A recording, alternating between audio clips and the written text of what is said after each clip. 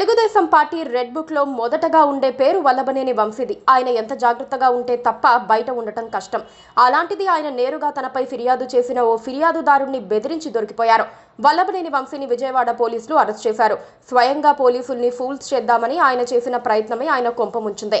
Gannavaram TDP office పై దాడి కేసులో ఇటీవలే సత్యవర్ధన్ అనే ఫిర్యాదుదారు అడ్డం తిరిగారు.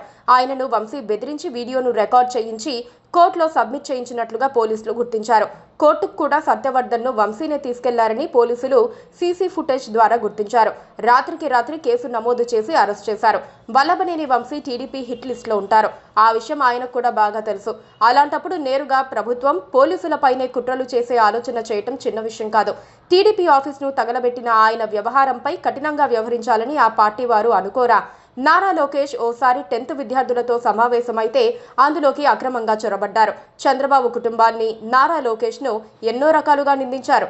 వంశీపై ఉన్న నెగిటివిటీ, ఆయన మాట్లాడిన బూతులు, చేసిన చేష్టల కారణంగా అరెస్టు విషయంలో కనీస సానుభూతి కూడా రాదు. ఇప్పటి వరకు అరెస్టు చెయ్యకపోవటం చేతకానితనమన్న విమర్శలు క్యాడర్ నుంచి ఎదుర్కొంటున్నారు. ఇప్పుడు వంశీ అరెస్టును ఆయన స్వయంగా చేజేతులా చేసుకున్నారన్న అభిప్రాయం వినిపిస్తోంది.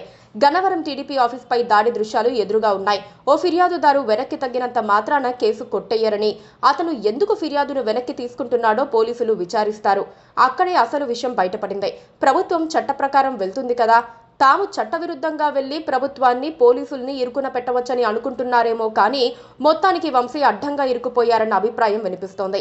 ఫిర్యాదుదారును ప్రభావితం చేసి ఫిర్యాదును వెనక్కి తీసుకునేలా చేసే విషయంలో వంశీ తర్వాత జరిగే పరిణామాలను ఏమాత్రం అంచనా వేయకుండా తొందరపడ్డారని న్యాయ నిపుణులు కూడా అంటున్నారు. కూటమి ప్రభుత్వం వల్లభనేని వంశీని ఇప్పటి వరకు పోలీసులు అరెస్ట్ చేయలేదు. మామూలుగా అయితే ప్రభుత్వం వచ్చిన రెండో రోజే ఆయనను జైలుకు పంపాల్సిందే. కానీ కక్ష సాధింపులు అంటారని చాలా వరకు పోలీసులు చట్టబద్ధంగా వెళ్తున్నారు. తనకు లభించిన న్యాయపరమైన అవకాశాల్ని ఆయన వినియోగించుకున్నారు. అరెస్టు కాకుండా తప్పించుకున్నారు. కానీ అసలు ఫిర్యాదుదారుడిని బెదిరించి కేసు వెనక్కి తీసుకునేలా చేస్తే బయటపడిపోవచ్చని అనుకున్నాడు. కానీ ఫిర్యాదుదారును ప్రభావితం చేయటం తీవ్ర నేరమవుతుంది. ఇప్పుడు వంశీ పీకల్లోతు కష్టాల్లో మునిగిపోయారని అనుకోవచ్చు. Please subscribe to KTV Telugu. KTV Telugu. KTV Telugu. KTV Telugu channel.